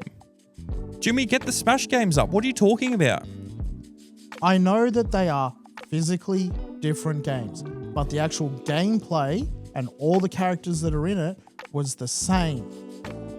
No, they're not. They added all the extra characters. This is the one. They added extra the characters as selling DLC point. after No, the fact. the big selling point of Smash Ultimate was everyone's here. So they brought all the old characters back. For example, Snake's in it. Snake was in Brawl. Yes, I know. Yeah, he wasn't in Smash 4. They added Sonic. He was in Smash 4, I think. Yes. Steve. Yeah, Steve was DLC. But no, it was, they added heaps. Oh, Super Smash Flash. I remember that. That's a different game. I had Smash 4 on 3DS. Yeah, same. I know the differences. They're different games. They're completely different games, bro. I don't remember them being different at all. I'll leave it. Some different game modes, like the single player stuff was all different, but the actual like gameplay and all the mechanics and the actual physics for everything was the exact same. All those 'Cause games I are had- the same. I had Yeah. been playing the Wii U version of it to death, and then they brought it out again for the Switch when like after the fact, and I was like, cool, what's new in this one? And looking through everything, I was like, oh, it's the exact same. You're just like all the characters that I had to buy for the Wii U are now with the game. Awesome. Yeah, I'm but not that's the getting that. Nintendo I only method. ended up getting You're it you're gonna get ripped I only into ended- in comments, bro. possibly, but I only ended up getting it about 6 months ago. All the Smash games are the exactly the Switch. same. It's just Yeah, new I characters. got them. I didn't get Smash 4 at launch. I bought that about a year after, but I got Ultimate at launch. I didn't get Ultimate. And at I got launch. Ultimate at launch. I'm like, this is a completely different game. I don't know what you're smoking. Give me some. All right, number 4, Breath of the Wild. I'm actually surprised Breath of the Wild was only 33 million. Yeah, because it was a launch title as well. Yeah, which is surprising. But yeah, that was a launch title. Odyssey, which came out, it was the same year. I forgot Odyssey came end out. of the year versus. So they the both start. came out the launch year of the Switch. So did Mario Kart. Oh, when you already knew Mario Kart 8 Deluxe. Yeah. And then we got Scarlet and Violet. The fact that that's that high on that list is Scarlet and abysmal. Violet. They hyped it to. It was not good. It was just not. All the Pokemon fans are going to that new Digimon game. Yeah. I like Sword and Shield more than Scarlet and Violet, and Sword and Shield still wasn't that good. So we're due for a new Pokemon game. Yeah, there's one coming out in 2 weeks. No, not that one. Like a mainline. Isn't ZA a mainline? That's what I've been like. Everything's pumped it up to be. Yeah. I thought ZA was. See, I keep hearing. It is part of the Legends series, so it's the same as Legends Arceus, but you're going back to the same city that was in X and Y. It's from everything that's been shown. Oh, the big round one. Lunis, the city or whatever. The one based off France. Yes. Oh, oui. Yeah, complete. Oh my with god, it Eiffel is Tower based in the off middle. France. Yeah. Jesus Christ, I never noticed that. God, that game sucked. See, I'm getting very mixed vibes around that new Pokemon game. If it is From legitimately a everything sequel, I've been shown and told, it's a mainline title. It looks which is weird. So they're mixing the mainline and the Legends series into one. Do you think that's maybe because Legends has got a better reception than the mainline? I have a feeling so. Even though the mainline is selling better, as we can see on this list. I don't get the whole, like, when Legends came out, it was like, oh, this is really interesting. They're going to do some heaps of new things. Dead game, empty, boring, bland. Well, I have a feeling it's because Scarlet and Violet just did so poorly that they went back and looked at Legends like, let's use a lot of the mechanics from this. Let's take what we learned from Scarlet and Violet and like try and do a full proper 3D game that we were able to do with Legends. And yeah, I don't like any of the new Pokemon. I'm diehard back to like Gen 3. It's sure, whatever. I'll get rid of my hype of getting a remaster of those games or a re-release on any current console if they just went back to the old formula with how they play those games with the new character, like the new creatures. yeah. I'd be happy to go back and play that exact same game with the new creatures. Just give me something like that. All this new shit. What are new creatures? Yeah. I just hate the new mechanics. I get you. Sun and Moon ruined the hope of a game like that for me. Yeah. Sun and Moon was, I think, a very big dip-off point for Pokemon. I liked Ultra Sun and Like some of the Gaga whatever it was, songs. Ultra Sun and Ultra Moon. Really? But yeah, it took me a while to get through them just because of the whole like, hey, let me fight five of the same Pokemon for a gym battle. It's so Yeah. So stupid. It's too easy, that game. And people is. You're shut not the wrong. fuck up about it's a kid's game. Bro, they don't make these games for kids anymore. The No. people who buy Pokemon shit are people in their fucking mid-40s. We've all seen that Costco video. We've all seen that Costco video of the people ripping up the Pokemon cards. No kids in sight, bro. Brock was there. Yeah, Brock was the one loading the pallet. All right, and then we got Tears of the Kingdom. Was the 8th most sold Switch game at just under 22 million. Which, I mean, like... Too long between games. I mean, like, actually, you know what?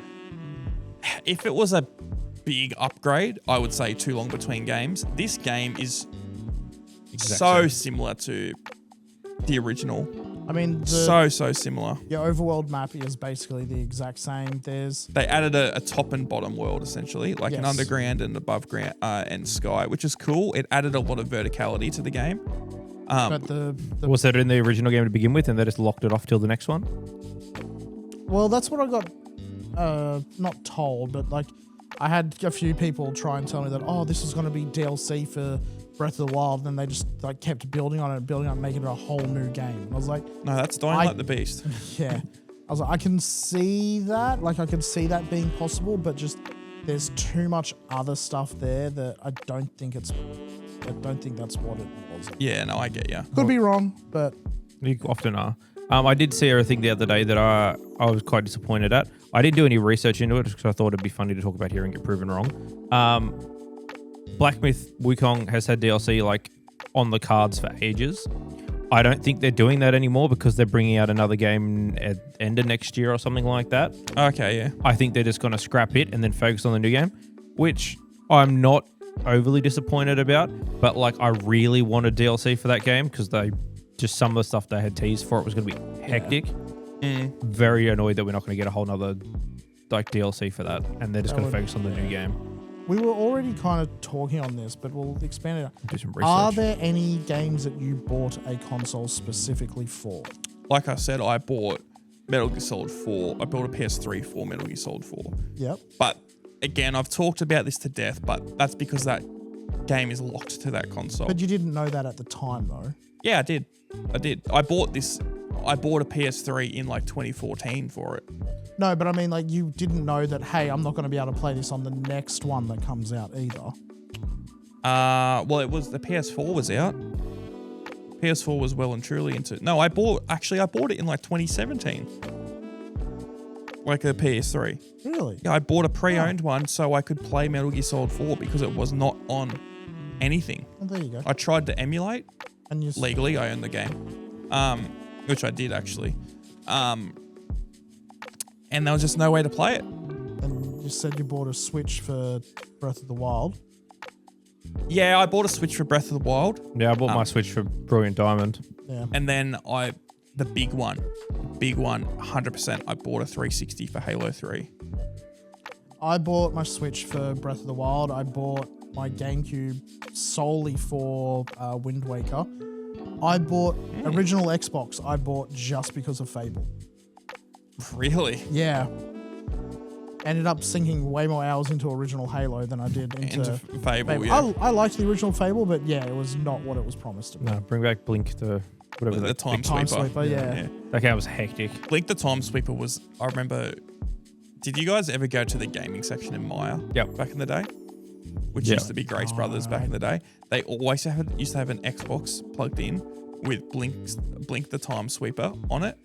No one goes to fucking Maya to buy games or consoles. I think I actually bought my PS2 Slim from there. I think that's where my dad got it. I don't know That was how- Dad's house console, and Mum had the original It's fat like one. when you see people like talking about like buying stuff from Target and that. I've only ever bought one game from Target, and I have it was a two disc game, and they forgot to give me one of the discs. I had to go back and get the second disc. There was a very short period of probably about 24, 36 months where both Big W and Target were really good for buying games. Oh, yeah. Yeah. Do you remember that? It was probably like 2013, 2012 to like 2015. Big W, I 2016. remember buying games. It was from, whenever but- ESO came out because we and four of the boys went to Target to buy ESO because they had it for like $49. Yes, they And we all always had bought it, stuff played it for cheaper. 8 hours, and we're like, "This is okay." Never touched it again. But it was like $50. I was like, "I don't give a fuck." That's like 2 hours worth of work. It's hectic. Big W used to have like a decent. It was like one of those shops where they just got the games. No one there really knew anything about it. There might have been like a young kid who knew a little bit about games, Yeah. but you'd go there. They would always have really good prices on them. Yeah. But now you go to their game section at any of those shops, and it's fucking horrendous. There's shit fucking everywhere. They're always locked in those really like The hard plastic. hard case. plastic Dual case. case. It's like the old PlayStation case, but it's like twice as thick. Yeah. No, it's like if we've submitted a PSA and you got to get in there and they crack Yeah, it's them under the literally table. got a PSA fucking Yeah. card on it. I remember Yeah. because you're going up there and you go, "Oh yeah, sick," and you pick your game out and the case is like this big, and then the whole case around it is It's like like another that. inch and a half, and You you're could like, legitimately knock someone It's- out with it and pick "I it up want the this," and ground they put it the won't key break. in, and then the whole thing flips up, and then they get Yep. the game out for you. And you go, "There you go." It's like, just don't put the disc in there and let people Yeah. steal it Yep. with your cases. That's we going on the ground. we 'cause it's actually garbage. currently work with someone who used to sell games at Big W. Oh yeah, I did know that actually. Yeah. Actually, get that back up. Get that game. So I want to give that to me. Bad game. The Assassin's Creed Shadows, man, you have just got shit on so hard by fucking Ghost of True. Yotei Yeah, I and didn't Ghost of Tsushima. I think they knew that once they announced that Yotei was in development, though. Ubisoft, they missed the ball so hard about 15 years ago. Do you guys remember around Assassin's Creed 2 time, even after the first Assassin's Creed, everyone wanted Assassin's Creed in Japan. It was always the thing people talked about. Yeah. There was like little hints and Easter eggs in some of the old games. If they made one then, these guys could be where Yotei is. Well, they also really disappointed people by like, we're doing Assassin's Creed in China. By the way, it's a Chronicles spin-off game. Yeah, exactly. And then they did one in Russia as Also, well. that's Japan, not China. But Yeah, this is Japan. I get your point. But no, the Ubisoft was never going to be able to do the same quality as But their mechanics were there, Sucker and they Punch. were there But 15 years ago. if they just jumped on it earlier, oh man, they would have been so much better off. I think they're circling the drain, and They really just are. Can't see it. I- they're dead set on like, no, just keep the course. Do everything as we've already done it 9 times before. We'll get through this. Yep. No. I did see that's not at all the game that's meant to be in there. That's a movie. I did see a interview the other day. I was more like a panel type thing of one of the original guys who was writing the story for the Assassin's Creed games. I don't know if this is an old video or he's now allowed to talk about it. He said the original story for Assassin's Creed were going to be Altair, Ezio, and then I think Connor and maybe one other guy after it. And it was meant to be Desmond for 6 games, like the whole story. And then he would absorb all the powers and like stuff he learned from those other assassins, and then obviously must define the pieces of Eden or something like that, and it would allow him to travel back to those times, and that was the main plot for the 6 games. And then once they got to like Connor and then Black Flag and stuff like that, they were just like, no, we're going to take this in a completely different direction and ditch the rest of the story. Oh man, that would have been. That's why the story just ends at the end of 3. Yeah. And just completely drops off. Yep. Spoilers. Someone dies at the end of 3. I mean, the game came out in like 2012 or something like that. It's been long enough. Literally. I think it was 13 years ago now. So it's fine. But no, I enjoyed the 6 hours I played with Shadows, and then they wanted me to go get ingredients for tea, and I was like, no, I can't do it anymore. Yeah. There was too much, but also too little to do, and it was just clunky and didn't work well, and I didn't even get to play Yasuke. I didn't even get that far through the game. Because I was like, I can't be bothered. I paid full price for it. I'd be very disappointed. People were trying to very much ride that game stick and say, no, it's good, it's good. This has shit all over it. Yeah. The last one I remember people being like mostly okay on was Valhalla. No, Origins was the last one everyone was sort of okay on. No, everyone I've spoken to was like, no, Valhalla was good. It just took a long time. Were you talking to people who were Assassin's Creed fans and like Die Hard? Because that's what I sort of... Some of them, but not other that's what I got from people who really liked Assassin's Creed. Like, yeah, Valhalla's good. And then everyone who like played those games but wasn't a hardcore fan was like, yeah, they were okay. Because Jimmy played it, and I think he really liked it because it wasn't like an Assassin's Creed game. Yeah. It was very much RPG. Yeah. That's everything and the map heard. was massive. There was a lot to do. Exactly his type of game. He went back and tried to play Origins, and it was definitely a lot more of a slog than it was to getting through Valhalla because they were just very different. Was it Origins and then Odyssey, or was it Odyssey and then Origins? It was Valhalla, then Odyssey. Valhalla was after them. Then it was Odyssey next, I think. Because it was definitely Origins first, because everyone's like, we're going to Egypt, this is going to be sick, and it was not the same game at all. Yeah, and then Odyssey was where you went through Greece and stuff as well. Yeah, you got to pick between, not even going to try and guess the names.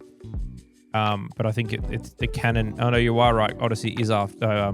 Valhalla is after, because I'm pretty sure the canon ending for that game is that you play as the chick and she's one of the assassins in Valhalla. Okay. And then the assassin from Mirage that you are is also in Valhalla as your mentor. It's too confusing. Yeah. I can't be asked. There's way too much stuff in those games, and they just needed to stick with Ezio's story or flesh out Altair a little bit more. And I think Assassin's Creed is due for a big reinvention, and I feel like they could really do it better. Yeah. Like, no, of course they could. Assassin's Creed could be a proper Assassin's game, like, because Assassin's Creed was never like a proper assassination game. It never was. You could assassinate people, but it was just... Well, that's what Prince of Persia was meant to be. It was just like fucking Batman and like this. It's just you go up and fight people. Yeah. There's not as... Like, obviously that should be an aspect of it, but I feel like there isn't a high amount of assassination or assassinating in those games. Or stealth as much. 2 was probably the pinnacle of it, and then it definitely got less and less with Brotherhood and with Revelations. Which Revelations is still the best one by a mile. Except for the side story crap with the strongholds. No, that was fun. Oh, you're wrong. I enjoyed that. I enjoyed it. Yeah. The Hookblade made that game fun. It did, yeah. But yeah, well, that's what Prince of Persia, after the third one, the Power Within or whatever the hell it's called, they were going to make another one, and then they're like, no, Ubisoft were like, we're going to change it to be its own story now. That's when you got Assassin's Creed, because they've got gameplay of him doing all the same moves, but it's the prince, not Altair. Oh yeah. This is very, very, very early days. This would have been like 2005, 2006 type of deal. Yeah, because it was a Prince of Persia, Two Thrones, something within. Prince Within.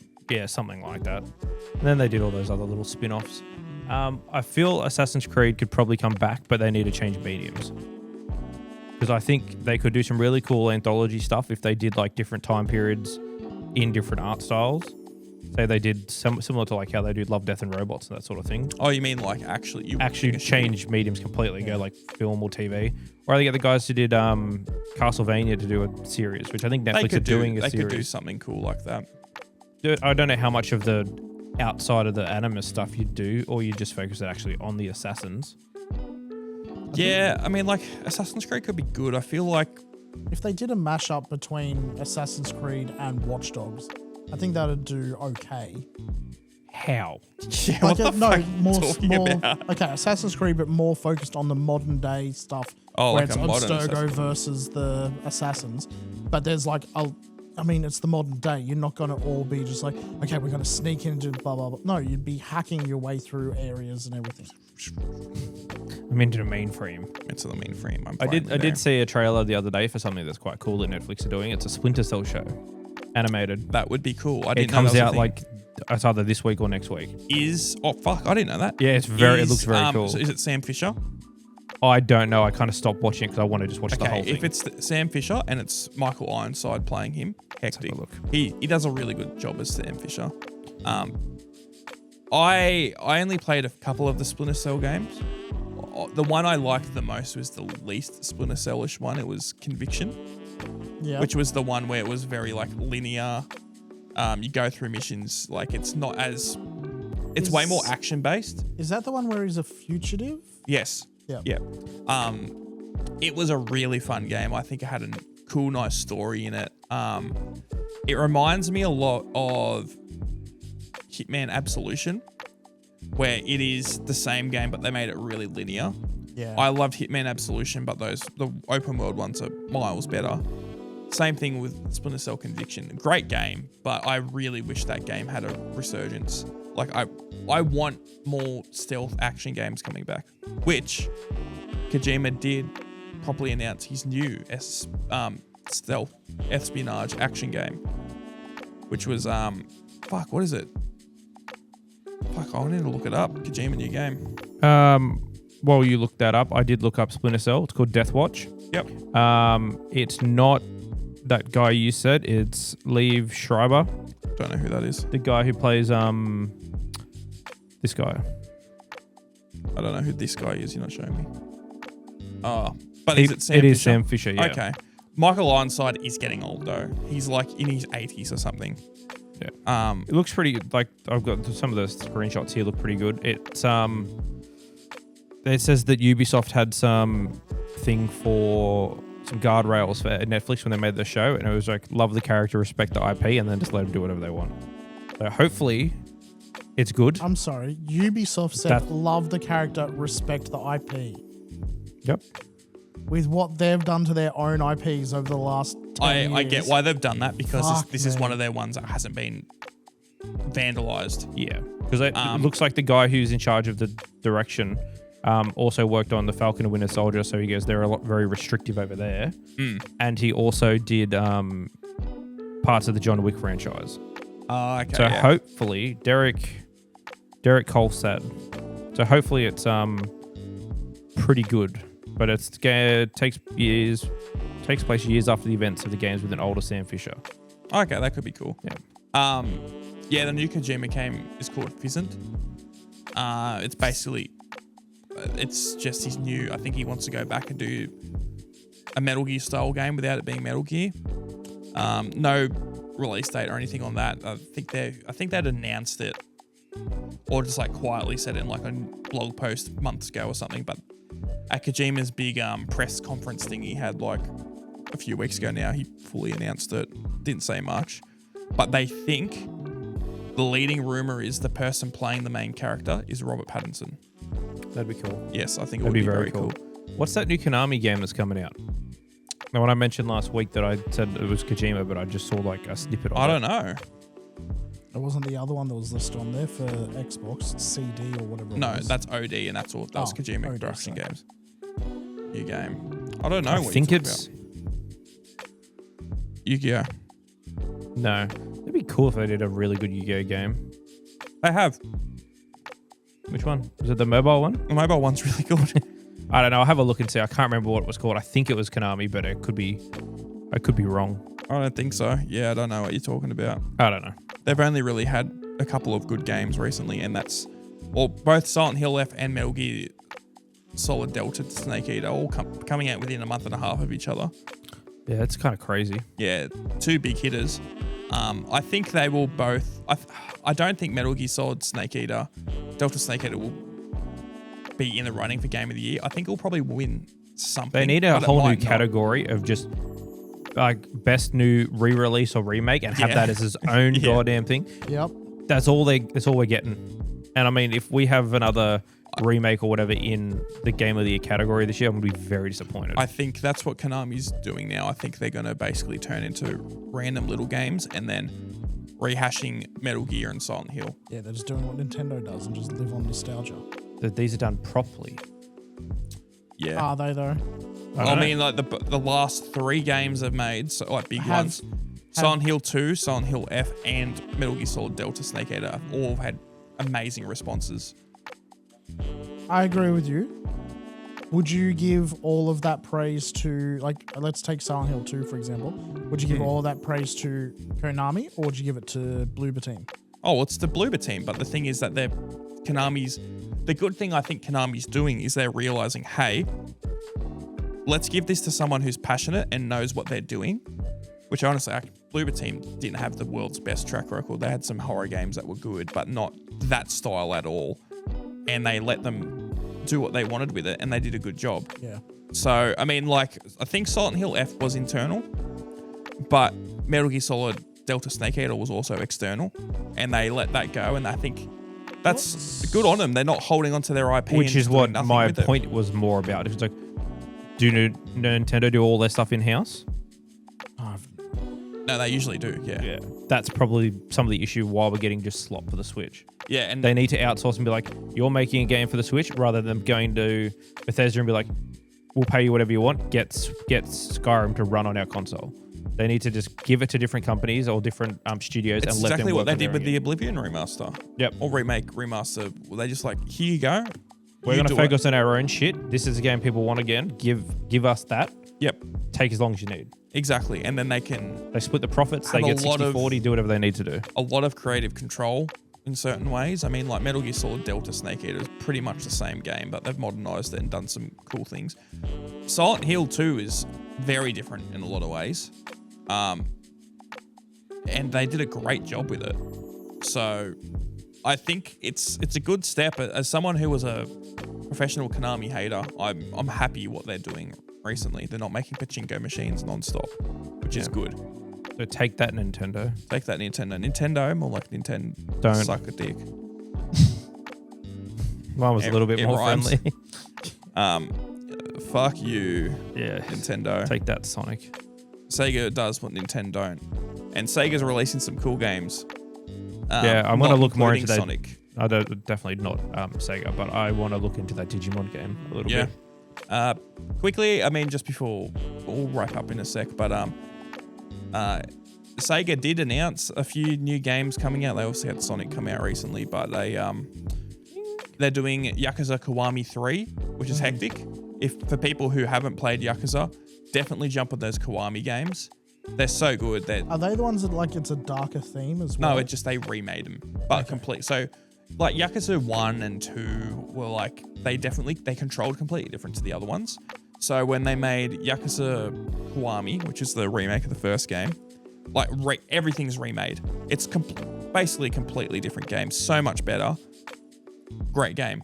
Yakuza Kiwami 2, also great game because they got good stories and they've definitely heightened them and made them way more anime and like over the top and everything like that. Now they're doing 3, hectic, because these games are getting 20 years old. Like Yakuza came out in like 2004 or 5 or something. Do you reckon if Sega went back and remade the first Shenmue, do you reckon it would be worthwhile at all? No, Shenmue was like a nothing game. Yeah, it got so much They would have to hype. change it so much. I know so many people, like, for whatever reason, adore that game. I tried to play the second one. It's a time capsule. Yeah, it was interesting, but then it just got so fucking repetitive, and there was nothing it was doing that was interesting. Yeah. No, it's just not worth it, those games. I feel like Sega is definitely actually there's something else I want to bring up with Sega before we finish. Sega is definitely just relying on Sonic and almost Yakuza now. Yeah. Yakuza has become so big. And wait, do they still have the rights for Persona and all that? Oh, they do the publishing. Atlas does it, yeah. Oh, we're back on the publishing, developing talk. Yeah. I They couldn't remember. don't That's develop why it, I was they asking. publish it. Yeah. And Atlas makes it. And Total War as well. Do they own Total War? Yeah. Oh. What I did want to say about Sonic, and I don't know if you're going to like this, you might not care at all. I saw a guy doing some street interviews in Japan, and he was showing off game characters, and people like, oh, do you know this character? In Japan, he was showing off Sonic. Nearly everyone knew him. They all knew him from Smash. Really? So, Sonic is not very popular in Japan anymore, and hasn't been. Sonic is definitely That's hilarious. It's a white culture it's thing now. definitely a Western game now. Like, I've seen a few things. Hilarious. Yeah, so that's why. And when I saw that, I was like, this all makes sense because most of Sonic's media is way more Western focused. Oh yeah, you're not wrong. Like, for example, Sonic Boom. That is so not Japanese. I know that's an older show now, but that was a very big Sonic Well, that property was for a the long time to time. the Sonic Boom games as well, which Yeah. had massive flops. Yeah, but the show was good. The show, it's one of the few Sonic things I haven't watched. Yeah, well, I Fake mean, like, fan. yeah, exactly. I just remember they made fun of Chris Chan in it. We do that on this podcast. We do. We also make fun of Brock.